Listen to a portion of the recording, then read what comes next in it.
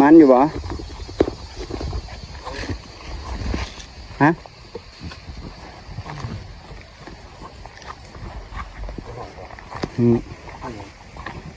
นกจิบได้ยังกินมาเนี่ยเห็ดปวกไม่ใช่เห็ดปวกโอ้แต่ไม่สองข่าวมันซุกเนาะมันนั่นบังหน้าโปวดสร้างต่อที่ซุก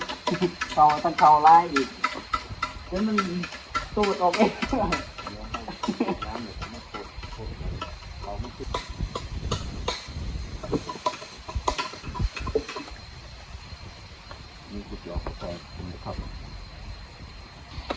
เป็นแผ่นทับ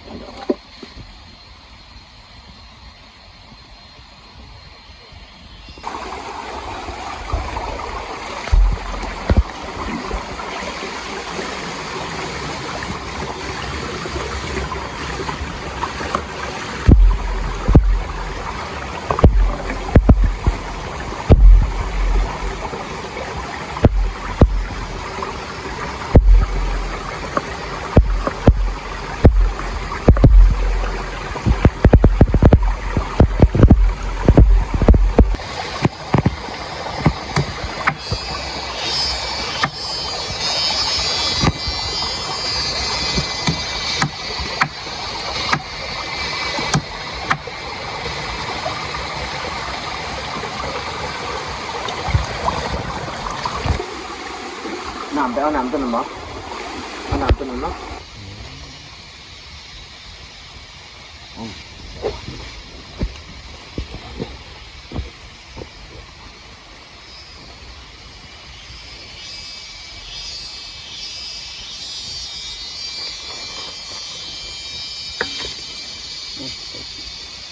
จะเป็นหลังใหม่เลย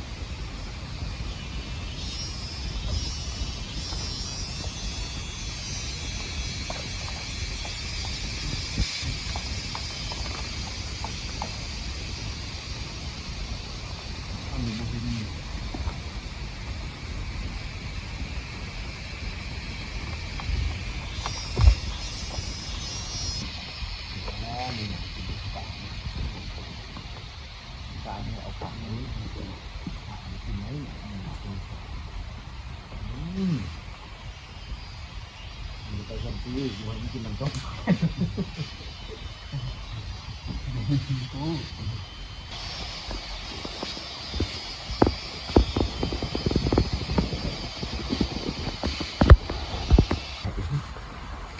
ยังมีหลอดต่อไปหลอดต่อไปอย่าหายเป็นปืนนะ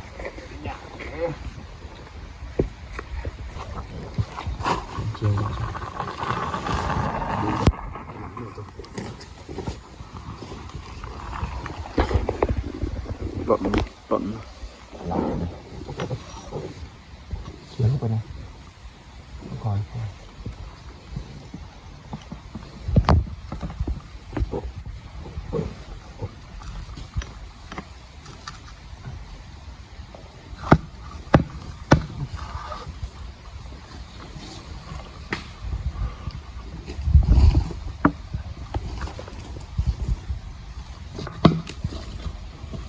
โคกไหม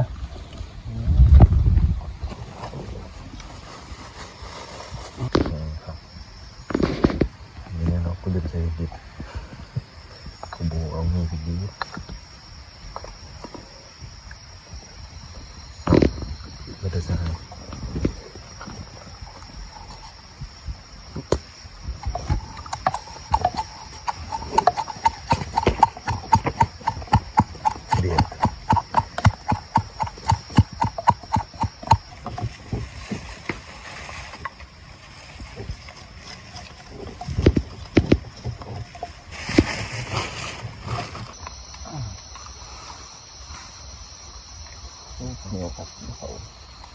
เงี้ยวไป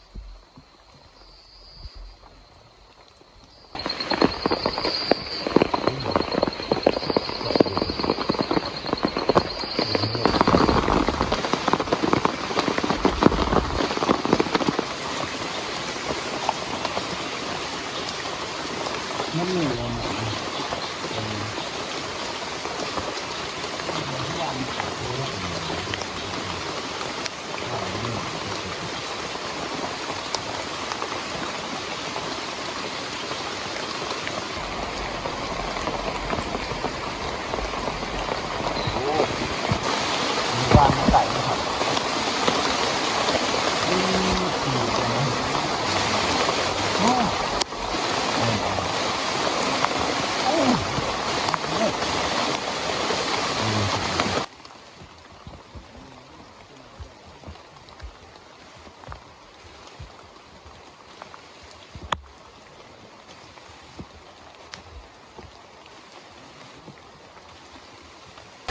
เล่นมาลายปุ๊บเลย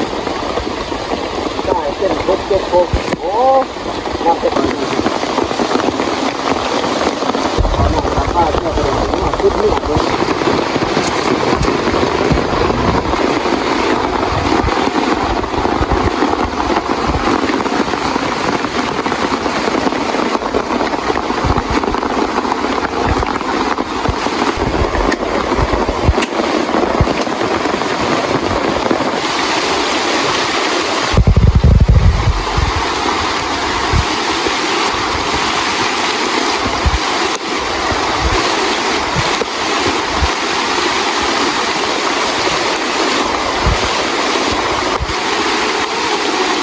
บอก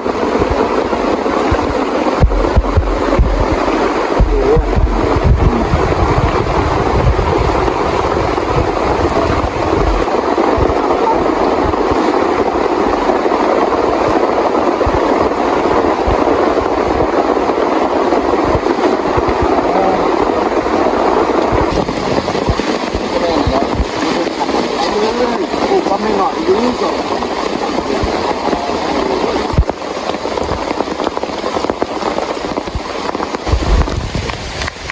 จะเป็นตรงไอ้ปลาฝนกรรมนะส่วนตัวครับฝนมาหยุดตกเลยอย่างกับบ่มีอาหารเนี่ยก็เลยจะเป็นตรงลงโอ้โหน้ำต่ำเลยบ่เนาะ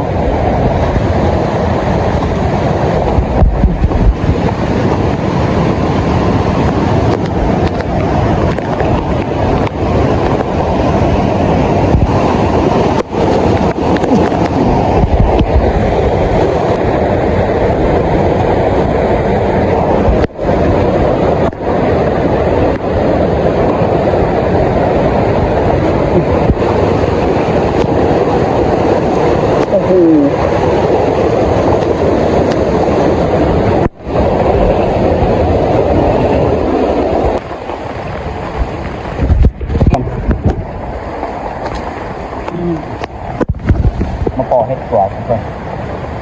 โอ้เกิดลายเกิดเต็มเลยโอ้กำลังงามเลยคุณเห็นน้อง